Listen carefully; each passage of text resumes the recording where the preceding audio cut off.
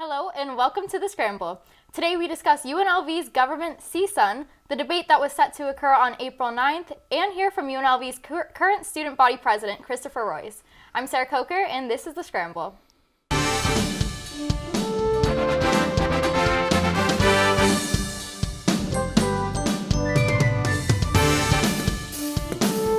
A debate between two running parties from UNLV's student government was set to take place on Monday, April 9th. However, this debate had to be turned into a town hall meeting after the party called the Resistance had to drop out last minute. Here are some of the highlights of that meeting. Welcome. Thank you all for coming to the 2018 CSUN Executive General Board debate. Tonight that we have only 3 of the 6 candidates here this evening. Unfortunately, the Resistance ticket declined to participate in the event this evening. Please lay out the case for your administrative ability, including your familiarity with the Nevada Revised Statutes, open meeting laws, and Robert's Rules of Order. Public service means something different to everybody. I know we all gotten into public service for different reasons.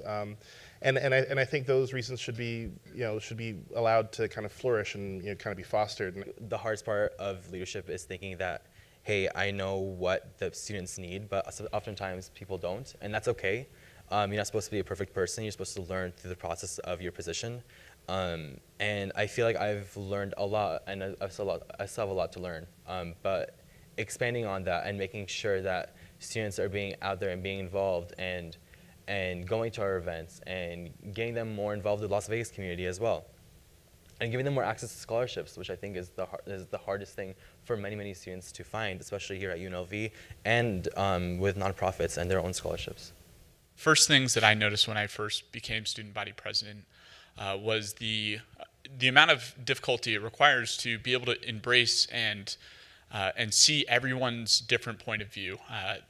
For us to say that we are the most diverse school in the nation is simply not enough. And, it's in so many more ways than you just might traditionally think. I mean, we have non-traditional students here.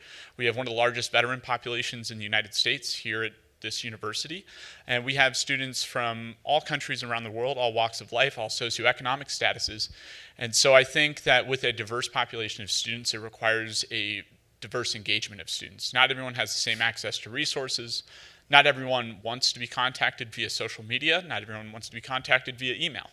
So I think that it requires a very multilateral approach in making sure that we are reaching students where they are. I think also one of the harder things that I had learned when I became student body president is not everyone particularly cares to hear from the student government, and that's okay. That is not, something that you need to bash into people's minds, is that, the student government's here, pay attention to us, look at us.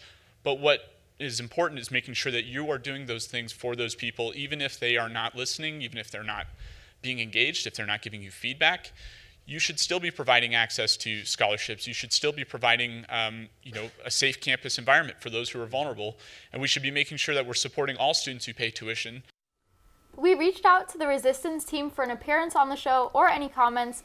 The party chose to not comment. Now we are joined with UNLV's current student body president, Christopher Royce. Thank you for joining us. Thanks for having me.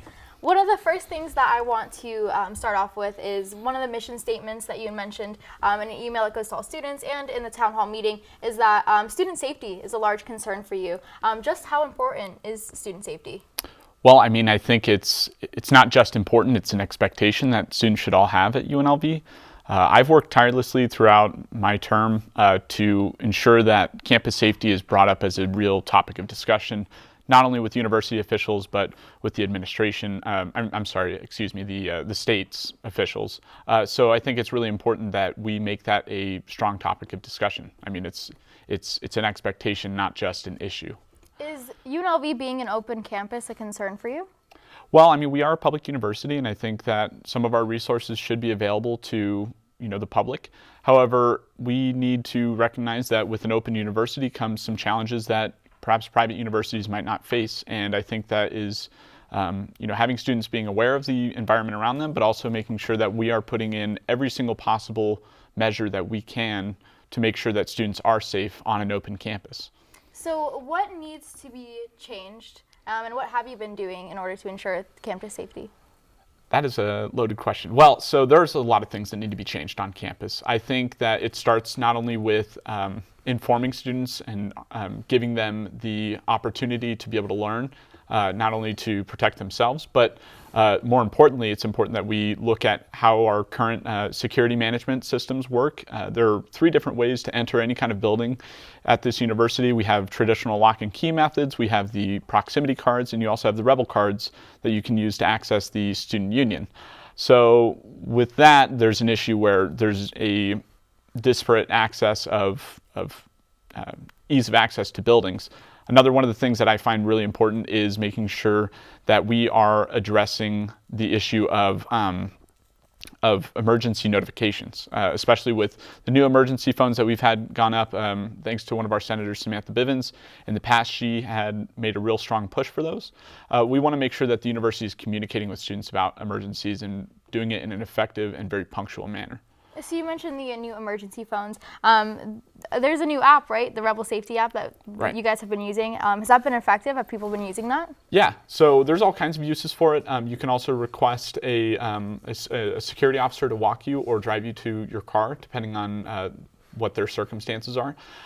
There are also ways to report a tip anonymously, and you can call dispatch, UNLV Police Services directly. You can get push notifications about things happening on campus. And there's also a social media feed on it that UNLV Police Services actually updates. So I know the students do get notified when an event occurs on campus or even somewhat near campus. Have there been a decrease in attacks like around campus? Have the numbers been proving this? Well, I think that we are seeing more reports now because people are more aware of what's going on. In the past, to be quite frank, I don't believe that the university was in compliance with Jean Cleary Act. And when I went to a Board of Regents meeting last June, I made that a point that that students aren't aware of what's happening on campus. And so I don't think that crime has particularly changed, but there's been a very different tune to which the university is walking, and it is that they are allocating more resources towards police patrols, security services, and they are also investing millions of dollars now in safety protocols and different resources for students. So it is definitely important that students know what's happening on campus, and student engagement is a huge thing. I mean, recently, and I mean, just that package that we saw earlier, you mentioned, some students don't really know what's going on. Is student engagement something you want to focus on, or are you guys okay with people not somewhat knowing? No, I don't think that our current levels of student engagement are sufficient. I think that us having a commuter campus and having a lot of students coming from off campus and then coming here and going to class and then leaving and going to work and going home and do homework. I mean, that's what I did for 3 years. And I think that it's a serious challenge to reach people. So I think it starts with changing the way the university communicates with students so that we can have a more connected campus. One of the things that I'd like to see happen and that I will push for if elected is making sure that the university actually puts all of its eggs into one proverbial basket with an app. So you can have a one-stop shop where we have the current UNLV mobile app where you can check all your schedules and all those things, but we want to be able to have push notifications and all kinds of different interactive elements of that app so that students can actually feel as if someone's paying attention to their needs. For students who agree with that and want the same thing, I mean, at that town hall meeting there was probably less than 20 students. Do you think if more people had gone to, or more people do go to these meetings and events and whoever is elected, do you think that will help push the agenda, help UNLV kind of realize that other people do want that? Yeah, I've noticed that the polls that I actually send out to the student body have been effective in oftentimes garnering opinions from students. I think that, honestly, I don't think a whole lot of students find debates to be terribly interesting, just because, if for those, you can also watch it online. I think we need to have more people on the ground informing students of what's happening, and that's one of the things that I'd really like to see change, is getting people out there to actually tell students that we're having a debate or we're having X, Y, or Z event. And for students who disagree, for people who don't want, the same things you want, we do have like a free public speech walkway where people can kind of spread their opinions. We've mentioned on the show before political ideology on campus. Right.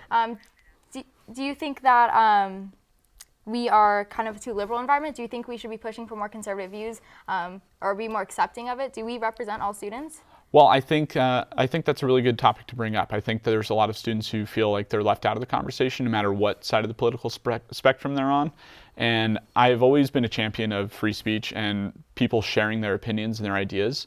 And I think that no matter who you are, you should feel safe and comfortable sharing your opinions, as long as you're obviously not advocating for violence against others or hate against others. I think that you should be free to express your ideas and your opinions and your ideologies, no matter who you are. Mm-hmm. And do you think that the current budget that the CSUN has represents like all the students' needs? I think that the current budget, it doesn't go far enough. I think that the first issue being that there's only so much money available that's collected to serve the entire student body of nearly 28,000 people. So $1.2 million does a lot, but it doesn't go far enough. I think that we've allocated more money towards student organizations so that they have more access to the resources like that, because they do hold events on campus for other students as well. And I think that we're looking at saving more money administratively and cutting costs by having smaller teams that are more agile.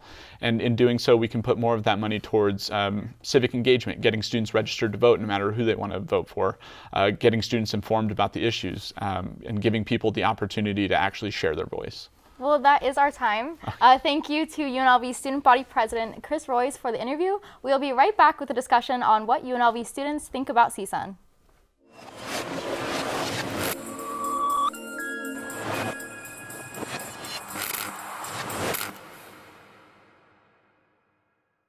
Thank you guys for staying with us.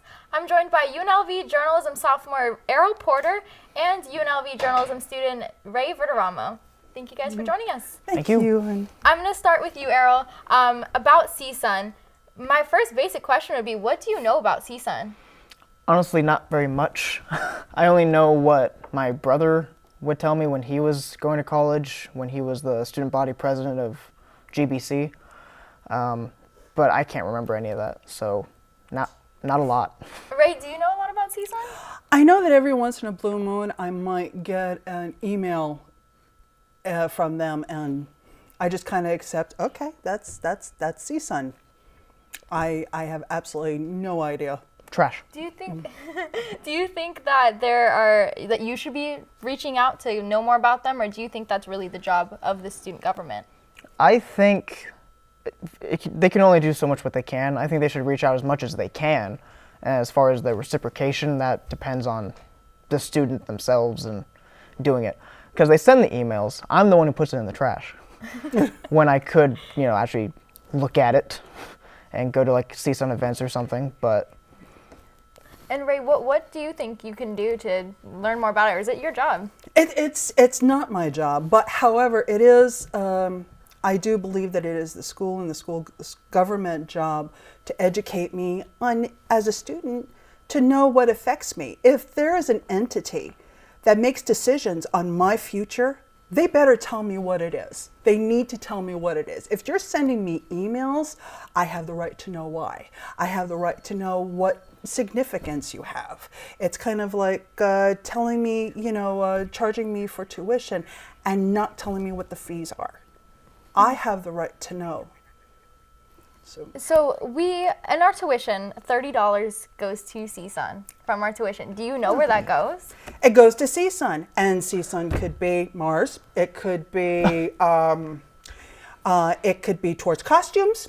It could be towards studying the great star that we live under. For all I know, I have no idea, and I kind of find that a little offensive.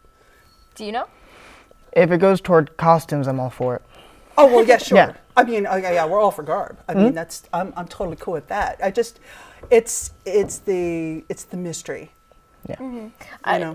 Errol, I'm going to ask you one more question. Do you have any concerns with CSUN student engagement? Really, do you think that there are solutions that could, that they could do? I mean, you said that they can only do so much by reaching out, but should they be? I mean, emails. That's one thing, but should they be more readily available on campus, or what do you think about that? No, I think that'd be great, and I think pretty much every organization on campus could do more for their organization.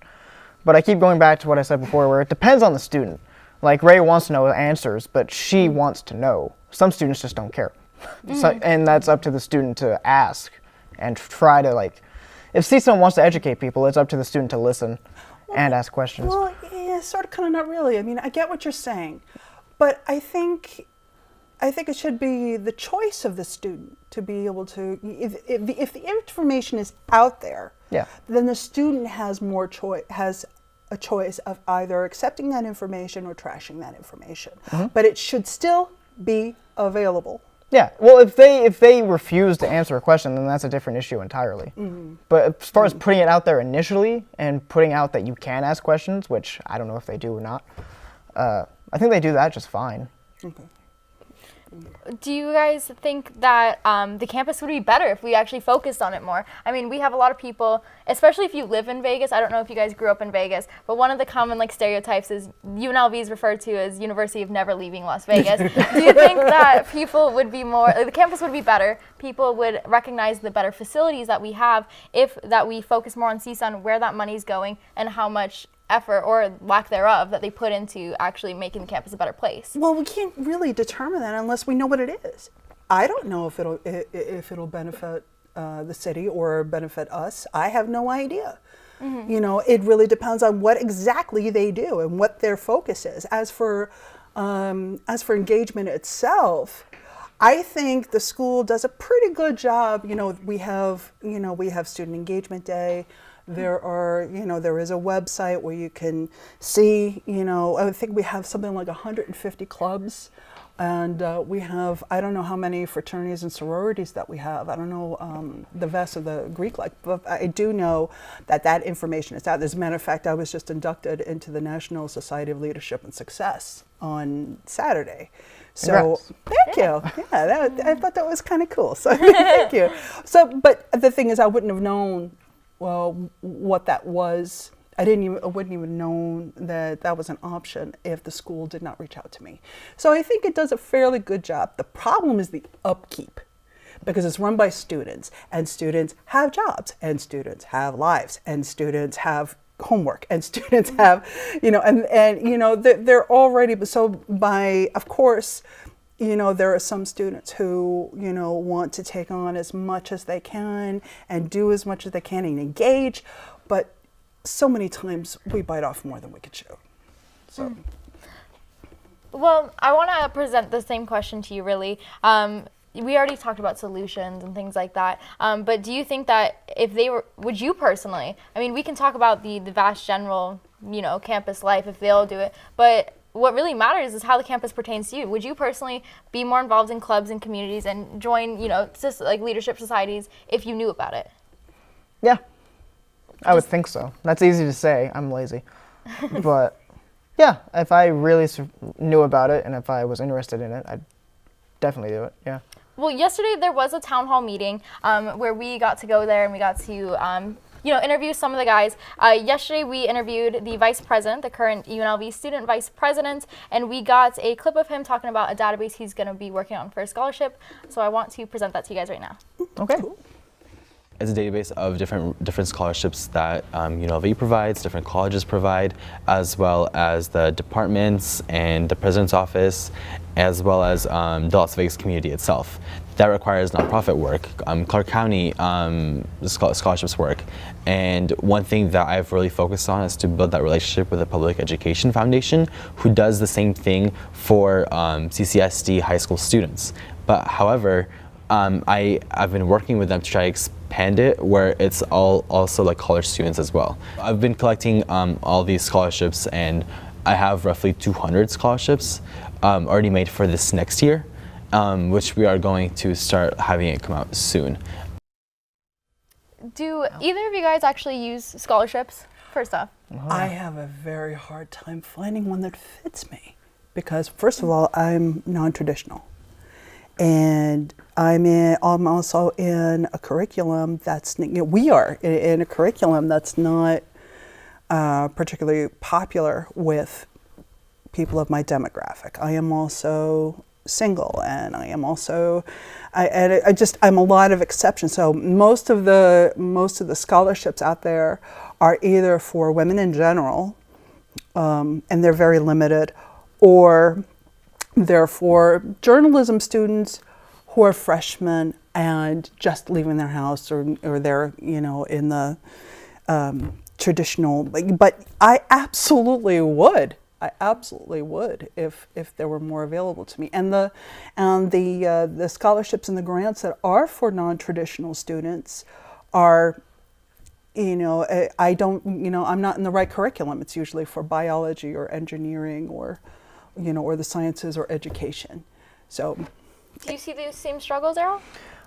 No, because in that sense, I'm pretty basic and traditional in pretty much all You're cases. a lot of things, but you ain't basic. Oh, thank you. Actually. Would you be You're using... not no frills, you know. Yeah. And as far as your thing being single, I mean, we can fix that. I mean, there's a lot of cameramen here. Oh, you say that to all Would the you girls. guys, or would you specifically, since I know you said it's a hard time finding one, would you specifically be using that database if it was available to you to find more that pertain to you? I mean, you said you don't have trouble finding them, but do you have them now? Are you utilizing scholarships now? I do have scholarships now, and they help out a lot. And I definitely need to look up more and get more. And it would be a huge help if it would be that available like that, where it's just a list of scholarships. That'd be great. Do you think there should be solutions to help students who aren't or non-traditional, kind of like you, or I mean, Ray in the sense, but students who aren't traditional? Are there other options, solutions to that? I like to think there are. There have to be. I don't know. Well, there is TRIO, and they helped me a lot, getting myself, you know, working on my application and making sure that, you know, I had all my ducks in a row before I applied. So they were great, and they're available for, you know, non-traditional students, and that even includes, you know, students who are in the process of becoming citizens, and so they work with a wonderful demographic. So I know there's TRIO, and I do know that there's a couple of others, but I can't remember the names right now. So they're out there. But the thing is, I think it goes back to your original question of communication. You know, there needs to be more communication about all these amazing resources that UNLV actually has. And so many people, you know, run around and have absolutely no idea that they can get free healthcare by going to the clinic, or they have no idea that if they're having one of those really human days where, you know, they're on the brink of homicide and they're about to pull their hair out, they could just go and talk to somebody. You know, a lot of people don't know that. And I think there needs to be a lot more engagement on those fronts. Well, I do want to move on to the next topic. We also spoke with Christopher Royce, the current UNLV Student Body President, and he talked a little bit about campus clubs and how they're funded. But the way student organization finance works, our Ways and Means Committee has worked tirelessly to make sure that they are perfecting the process of funding student organizations. And at the beginning of this term, I had set the student organization funding level to be higher than it was in the past, which was $285,000 this year. And we reallocated even more money to bring that number up to $305,000 really. Students face an issue where when they receive student organization funding, they will not receive checks for sometimes up to 3 to 4 weeks. And I think that for us as a university to be able to foster that student engagement, it does not make sense to also have university money, state money, in a private bank account outside of the university, which is how it currently works. And so that makes it very difficult for UNLV as an institution to track where that money goes. And it just doesn't make sense to basically not have any kind of ability to recognize where that money is after it's left the university bank accounts. I want to bring this question to you, Errol. Christopher Royce, he makes a really good point that the money is going to a private bank. Did you know that, and how do you feel about that? I didn't know that. And I don't like that at all, the fact that we really can't track it. That's kind of frightening and disconcerting, that we have no idea where it's going. From what you know about CSUN, which you said was pretty little, I mean, can you even trust that the money is going to things that they say there if there's no documentation? Technically, no, you can hope. No, if there's really no way to figure out, then I can't. You can just cross your fingers and hope that it's going towards something important for the university or something, but yeah, there's no way of knowing. I don't know. Should the university be taking responsibility for this? Open question to both you guys. Who can we place the responsibility on if we have no documentation of where that money's been going?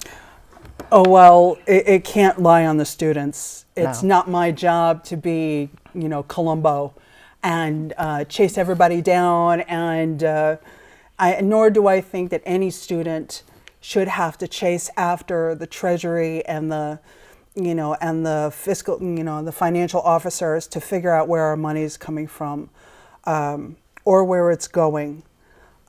I definitely think there absolutely needs to be more accountability. And to be honest with you, if I was, sitting on a higher chair, if you know what I mean, I would be a little disturbed about this too, because this reflects on the leadership. I mean, if, to have any integrity in question, it's going to affect the community, it's going to affect future students, and it's going to affect graduation rates, and it's going to affect future funding. Mm-hmm. So they need to get on the stick. They need to get on this. Last question to both you guys. I'll start with you, Errol. Basically, in short, what can they do? Should they come out and kind of just admit it and be like, hey, we're sorry, like we'll do better? Or what really is the solution from coming back from this and gaining our trust? I think that'd probably be the start of it, would be apologizing, recognizing that just isn't right, having untracked money going to, could be anything, could be the president's pool or something in his house. So that'd be the first bit. And then I think the next bit would just be taking responsibility, like actually repairing the thing. Because it is the responsibility, like Ray said. It's totally theirs, it's not ours. It takes voices for them to accept that responsibility, but that's all theirs, and they need to take it. Well, that is our time. Thank you to Ray and Errol for coming on the show. If you want to stay up to date with us, follow us on Twitter and Facebook at UNLV The Scramble. As always, my name is Sarah Coker. Thank you and see you again.